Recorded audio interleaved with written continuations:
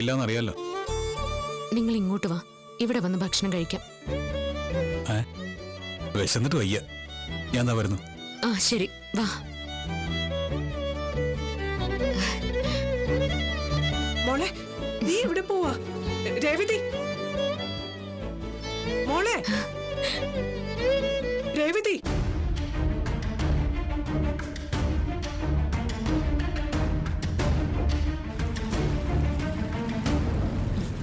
ശ്രീകാന്തെ, ബൈക്കൊന്ന് അവിടെ നിർത്തോ.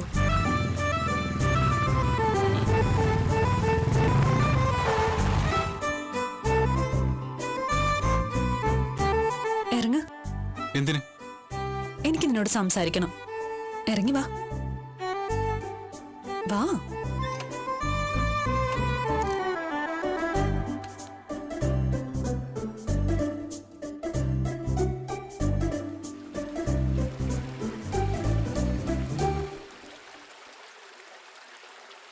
ഈ സ്ഥലം നിനക്ക് ഓർമ്മയുണ്ടോ? എന്താ സംസാരിക്കാനുള്ളേ? അത് പറ. നീ എന്താ എന്നോട് മിണ്ടാതിരുന്നത്? ഞാൻ പറഞ്ഞില്ലേ വർഷ, നമ്മുടെ രണ്ടുപേരുടെ അച്ഛന്മാർ തമ്മിൽ പ്രശ്നമാ. അതാ. നിന്റെ അച്ഛൻ പറഞ്ഞതുകൊണ്ട് നീ എന്നോട് മിണ്ടാതിരുന്നു അല്ലേ? എന്റെ സ്ഥാനത്ത് നിന്റെ ഒരു കൂട്ടുകാരനായിരുന്നെങ്കിൽ നിന്റെ അച്ഛൻ പറയുന്ന കേട്ട് നീ മിണ്ടാതിരിക്കോ? അല്ല, അത് ശ്രീകാന്ത്, നീ എന്നൊരു ഫ്രണ്ടായിട്ട് മാത്രമാണോ കാണുന്നത്? അതെ, അല്ലാതെ എന്താ? അത് നീ എന്റെ കണ്ണുകളിൽ നോക്കി പറയാമോ? നിന്റെ മനസ്സിൽ എന്താന്ന് എനിക്ക് ഊഹിക്കാൻ കഴിയും. നീ ആയിട്ടത് എന്നോട് പറയുമെന്നാ ഞാൻ കരുതിയത്. എനിക്ക് ജോലിയുണ്ട് വർഷ, റെസ്റ്റോറന്റിൽ പോണം. നീ വീട്ടിൽ പോയി ഭക്ഷണം കഴിക്കുക, ഞാനൊരു ഓട്ടോ വിളിച്ചു തരാം. ഞാൻ പറയുന്നത് മുഴുവൻ കേക്ക്. എന്താ പേടിയാണോ നിനക്ക്? വർഷ, നീ എന്തോ കൺഫ്യൂഷനിലാ ഉള്ളത്. നീ ചെല്ല്, എനിക്ക് തിരക്കുണ്ട്. എനിക്കൊരു കൺഫ്യൂഷനും ഇല്ല. നീ ഞാൻ പറയുന്നത് കേട്ടിട്ട് പോയാ മതി. എനിക്ക് ക്ലോസ് ഫ്രണ്ട്സായി വേറെ ആരുമില്ല. ഞാൻ എന്റെ കരിയറിൽ മാത്രം ഫോക്കസ് ചെയ്തോണ്ടിരുന്നത്. ഇതിനു മുമ്പ് ഇങ്ങനെ ഒരു റിലേഷൻഷിപ്പ് എനിക്ക് ആരുമായിട്ടും ഉണ്ടായിട്ടില്ല. ഞാൻ നിന്നെ കണ്ടിട്ട് കുറച്ച് നാളെ ആയിട്ടുള്ളൂ. എന്നാലും നിന്നെ പോലെ എന്നെ ആരും മനസ്സിലാക്കിയിട്ടില്ല. എന്റെ അച്ഛനും അമ്മയ്ക്കും പോലും ഞാനൊരു മിസ്റ്ററി പോലെയാ. ഞാൻ ഒറ്റയ്ക്കാണെന്ന് എനിക്ക് പലപ്പോഴും തോന്നിയിട്ടുണ്ട് ശ്രീകാന്ത്. നീ വന്നതിന് ശേഷം എന്റെ ലൈഫ് കളർഫുൾ ആയത്.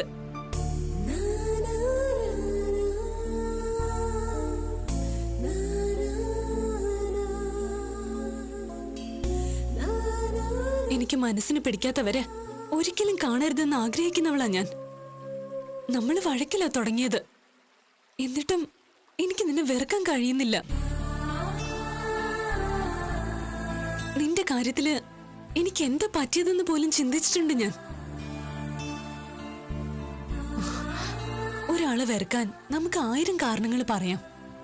പക്ഷെ ഇഷ്ടപ്പെടുന്നതിന് കാരണം പറയാൻ കഴിയില്ല. ഞാൻ എത്രയോ പേരെ കാണുന്നു, സംസാരിക്കുന്നു.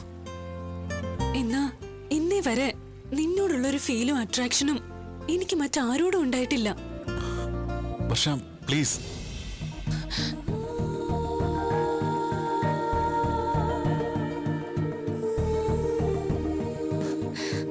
Yes, Shrikant. I'm in love with you. And I know you feel the same. നീയും എന്നെ സ്നേഹിക്കുന്നുണ്ട്. എനിക്കത് മനസ്സിലാവുന്നുണ്ട്.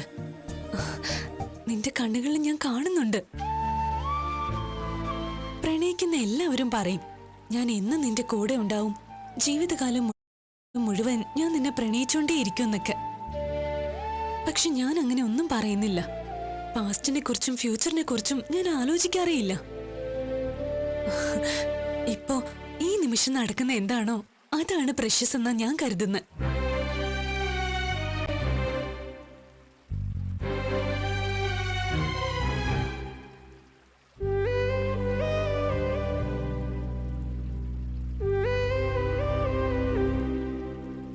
നിന്നോടുള്ള പ്രണയം ഓരോ സെക്കൻഡും എന്നിൽ കൂടിക്കൂടി വരുക ശ്രീകാന്ത്. നീ എന്റെ ലൈഫിൽ വേണം. I love you Srikanth. ഞാൻ പറയുന്നൊന്ന് കേക്ക്. മറ്റൊന്നും പറയണ്ട. ഫാമിലികൾ തമ്മിലുള്ള പ്രശ്നം അവിടെ നിൽക്കട്ടെ. അത് എന്റെ വിഷയമല്ല. നീയുമായി എനിക്ക് എന്റെ ലൈഫ് ഷെയർ ചെയ്യണം. അത് മാത്രം ഇപ്പൊ എന്റെ ആഗ്രഹം.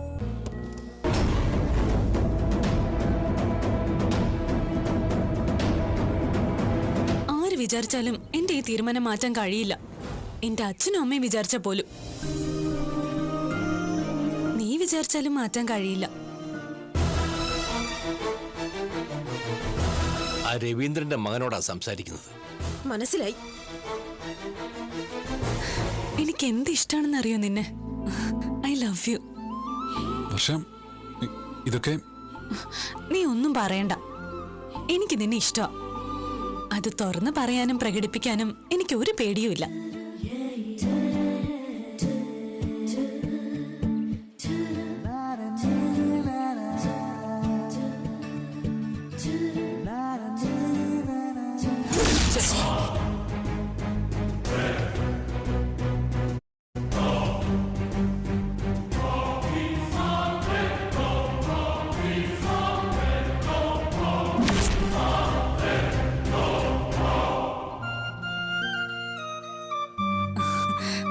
പോട്ടെ, ഒരു ഓട്ടോ പിടിച്ചു പൊക്കോളാം. ഞാൻ വെയിറ്റ് ചെയ്യും നിന്റെ മറുപടിക്കായി. എന്നെ പ്രണയിക്കുന്നുവെന്ന് നീ പറയുന്നത് കേൾക്കാനായി.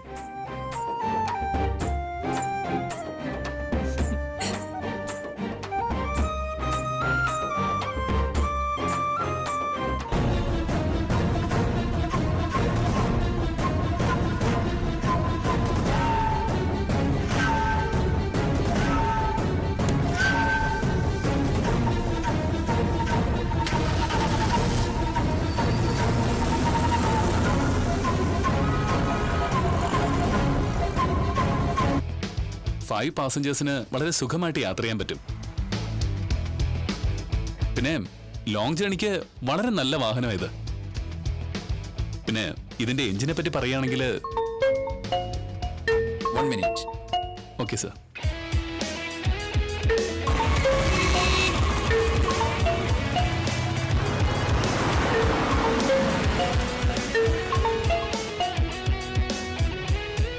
ആ നന്ദന പറയ്. ആ ഞാൻ അടുത്ത് തന്നെ ഉണ്ട്. ആ ഞാൻ വരാം. Okay okay.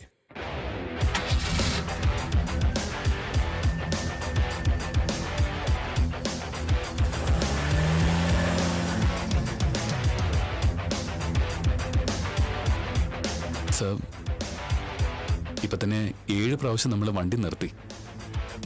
അല്ല, 7 തവണയായിട്ട് കാറിങ്ങനെ നിർത്തുക. ഇങ്ങനെയാണെങ്കിൽ നമ്മൾ ഷോറൂമിൽ തിരികെ എത്താൻ നൈറ്റ് ആവും. എന്നാ ഒരു കാര്യം ചെയ്, താൻ വണ്ടി എടുക്ക്, ഞാൻ അവിടെ ഇരിക്കാം. അല്ല സർ. എടോ, എനിക്ക് ഇനിയും കോള് വരും. താൻ വണ്ടി എടുക്ക്.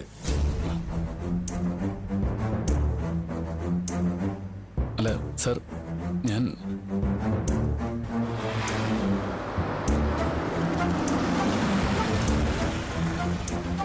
എടുക്കടോ. എടോ, ഇത്രയും ഓടിച്ചപ്പോ വണ്ടിയെ കുറിച്ച് എനിക്ക് മനസ്സിലായി. താൻ വാദോരാതെ സംസാരിക്കുന്നുണ്ടല്ലോ. ആ ഇനി താനെടുത്തോ.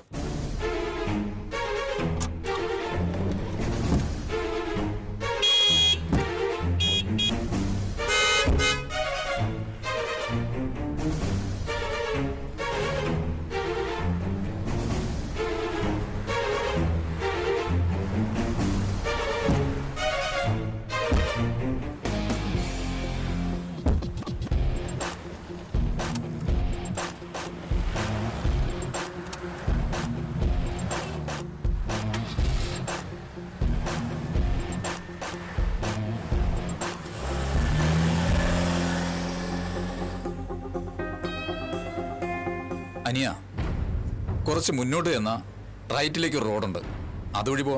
അല്ല സർ, നമുക്ക് ഷോറൂമിലേക്ക് തിരികെയല്ലേ പോകേണ്ടത്? അതൊക്കെ എനിക്കറിയാം. എന്റെ വീട്ടിലേക്കുള്ള വഴിയാണ് ഞാൻ പറഞ്ഞത്.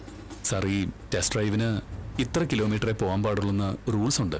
എടോ, തന്റെ MD ഞാനും തമ്മിലുള്ള ബന്ധം തനിക്കറിയില്ല. ആ ഞാൻ പറഞ്ഞോളാം അവനോട്.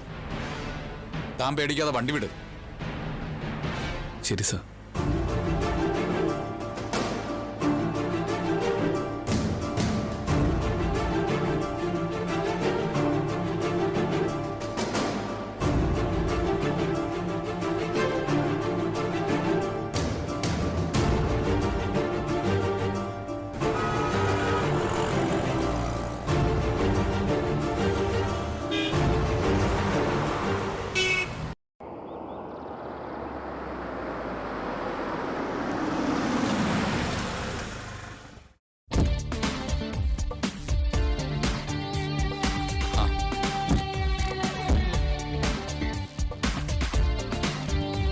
ഇതാ എന്റെ വീട്.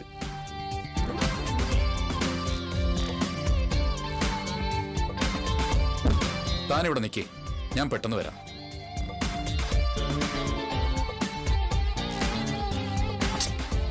ഇതാ ഞാൻ ഇതുപോലുള്ള ജോലിക്കൊന്നും പോവാത്തത്. ശ്രുതിക്കാണെങ്കിൽ പറഞ്ഞാൽ മനസ്സിലാവത്തുമില്ല.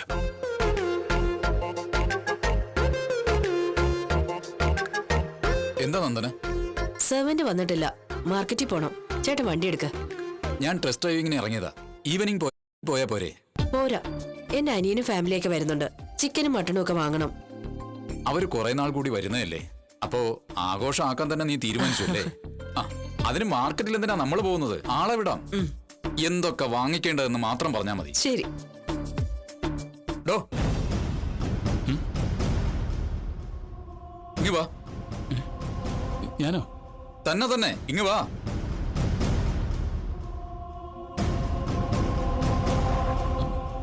എന്താ സർ? ഇവിടെ നിന്ന് നേരെ ചെന്നാൽ ഒരു മാർക്കറ്റ് ഉണ്ട്. നീ അവിടം വരെ ഒന്ന് പോയിട്ട് വാ. നന്ദന, എന്തൊക്കെയാ വാങ്ങിക്കേണ്ടെന്ന് പറ. 2 കിലോ മട്ടൻ, 2 കിലോ ചിക്കൻ.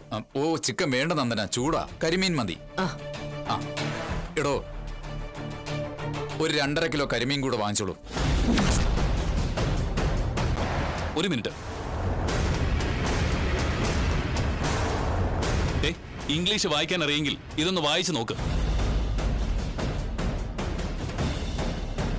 എന്റെ പേരിന് താഴെ എന്റെ ഡിഗ്രീസ് എഴുതിയിട്ടുണ്ട്. ഇത്രയും ഡിഗ്രികളുള്ള എന്നോടാണോ പോയി കരിമീൻ വാങ്ങാൻ പറയുന്നത്? അല്ല, നിങ്ങൾക്ക് എത്ര ഡിഗ്രി ഉണ്ട്? ഒന്നുമില്ലല്ലേ? എന്നാ മിണ്ടാതിരിക്കണം. ആളുകളെ അറിഞ്ഞ് സംസാരിക്കണം. ഞാനെന്താ നിങ്ങളുടെ സർവന്റ് ആണോ? മാർക്കറ്റിൽ പോയിട്ട് വാന്നൊക്കെ പറയാം. എന്റെ ഗതികേട് കൊണ്ടാ ഞാൻ ഈ ജോലിയൊക്കെ ചെയ്യുന്നത്, അറിയോ? അതിന് താനെന്തിനാ ഇങ്ങനെ ദേഷ്യപ്പെടുന്നത്? ഇതൊക്കെ സാധാരണ ചെയ്യുന്നതല്ലേ. പറഞ്ഞതനുസരിക്ക്. അതിന് സാറേ, അല്ല ഇനിയിപ്പോ എന്തോന്ന് സാറ്? താൻ പോയി വേറെ ആളെ നോക്ക്. എടോ, താൻ ആരോടാ സംസാരിക്കുന്നെന്നറിയോ? ആരായാലും എനിക്കെന്താ? 10 കാശ് കയ്യിലുണ്ടെന്ന് കരുതി ആ അഹങ്കാരം എന്നോട് കാണിക്കരുത്. നിങ്ങളുടെ കയ്യിലുള്ള അത്രയും കാശ് എന്റെ കയ്യിലുണ്ടായിരുന്നെങ്കിൽ ഞാൻ നിങ്ങളെക്കാളും 10 മടങ്ങ് വലിയ ആളായനെ. ഡോ, എന്തോന്ന് ഡോ? നിങ്ങൾ കാറ് വാങ്ങണ്ട, ഒരു മണ്ണാങ്കട്ടയെ വാങ്ങണ്ട. പോയി വേറെ ജോലി നോക്ക്. എടാ, നിന്റെ മുതലാളി ഇതറിഞ്ഞ എന്താ ഉണ്ടാവുന്ന അറിയോ? എന്തുണ്ടാവാന്? നിങ്ങളെ പോലുള്ളവർക്ക് കാറ് വിൽക്കുന്നില്ലെന്ന് ഞാൻ പോയി മുതലാളിയോട് പറയാൻ പോവാ. പോയി മാർക്കറ്റിൽ ചെന്ന് കരിമീൻ വാങ്ങി.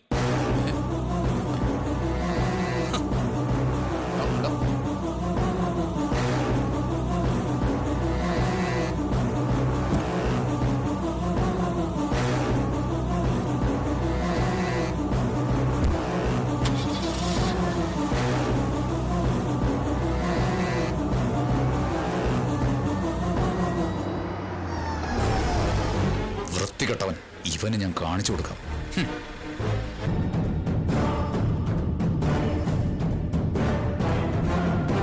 എന്താ നീ കാണിച്ചത്?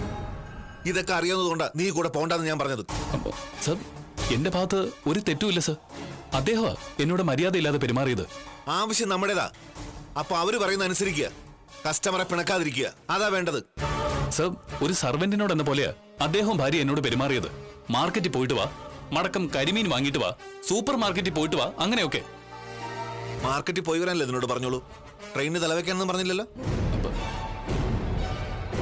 അദ്ദേഹം പറഞ്ഞതനുസരിച്ച് അദ്ദേഹത്തെ പിണക്കാതിരിക്കണമായിരുന്നു. നീ കാരണം എനിക്ക് എത്ര ലോസ് എന്നറിയോ? അദ്ദേഹം പോട്ടെ സർ, വേറെ കസ്റ്റമറിനെ കണ്ടുപിടിച്ച് സാറിന് കാർ ഞാൻ സെയിൽ ചെയ്ത് തരാം. മല മറിക്കും നീ. 1 കോടിയുടെ ഡീലാ നീ നഷ്ടപ്പെടുത്തിയത്. 1 കോടിയുടെ ഡീലോ? സാർ എന്നോട് നേരത്തെ പറയണ്ടേ? എല്ലാം നിന്നോട് പറയണോ? പറഞ്ഞ ജോലി ചെയ്യാനും അറിയില്ല. എവിടെ നിന്ന് വരുന്നതാ നീ?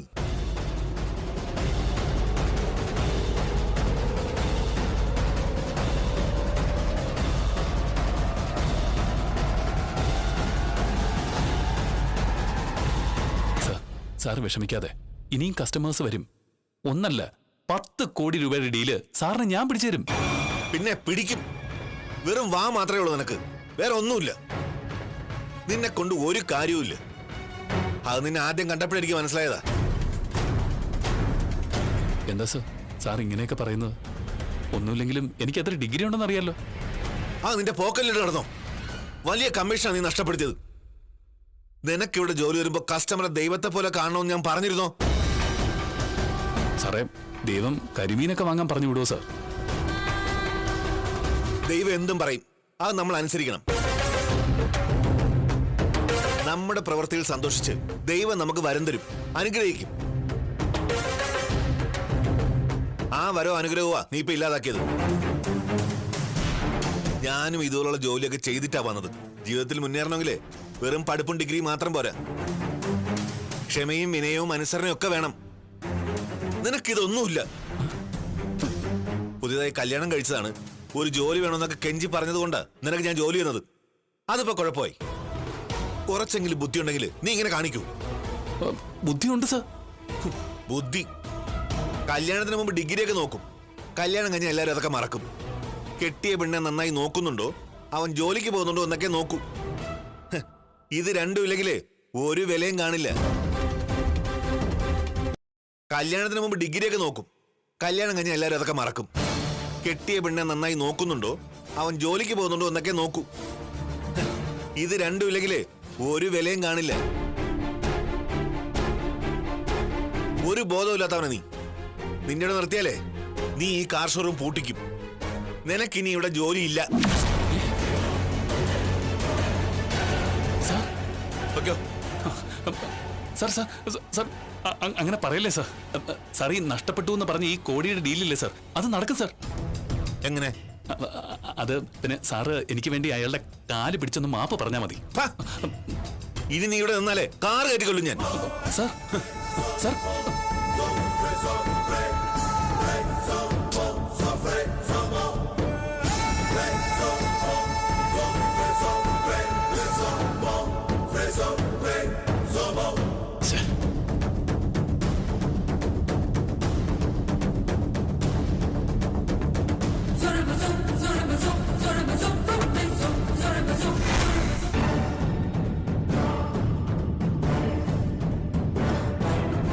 മാനം പോയില്ലേ? എന്താ അവളുടെ മനസ്സില്? നടു റോട്ടിൽ വെച്ച് എന്താ അവള് കാണിച്ചത്? അവളെ ഞാൻ എന്തെങ്കിലും പറഞ്ഞ നിങ്ങൾ അത് ഏറ്റുപിടിക്കും, അവളുടെ പക്ഷം ചേരും, നിങ്ങൾ അവളെ സപ്പോർട്ട് ചെയ്യുകയും ചെയ്യും. അവളുടെ കാലും കൈയും ഒടിച്ച് വീട്ടിൽ കിടത്തുക വേണ്ടത്. ഒരു നാണവും ഇല്ലാതെ നടു റോട്ടിൽ വെച്ച് അവൾ ആ പയ്യനെ, നിങ്ങൾ അവളെ അവളുടെ ഇഷ്ടത്തിന് വിട്ടതുകൊണ്ടാ ഇങ്ങനെയൊക്കെ ആയത്. മഹിമ, നീ ഒന്ന് ക്ഷമിക്കേ, നമുക്ക് അവളോട് സംസാരിക്കാം.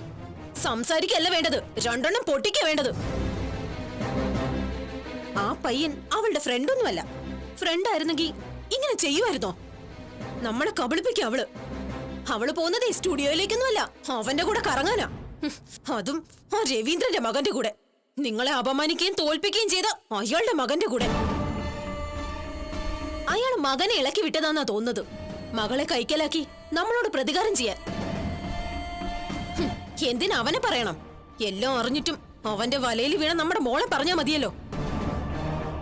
അവളിങ്ങി വരട്ടെ, വേണ്ടത് കൊടുക്കുന്നുണ്ട് ഞാൻ. മഹിമേ, നീ ഒന്ന് മിണ്ടായിരിക്കേ. നിനക്കറിയാവുന്നതാണല്ലോ അവളുടെ സ്വഭാവം. കയർത്തു പറഞ്ഞ അവൾക്ക് വാശി കൂടുകയുള്ളൂ. പിന്നെ അവനെ കാണരുതെന്ന് പറഞ്ഞ അവള് കൂടെ കൂടെ പോയി ചെന്ന് കാണും. ഇതല്ലേ അവളുടെ സ്വഭാവം. എന്ന് കരുതി എല്ലാം കണ്ടില്ലെന്ന് നടിക്കണോ? എങ്ങനെ പറയണം, ആരോട് പറയണം എന്നൊക്കെ എനിക്കറിയാം. നീ മിണ്ടാതിരിക്കും.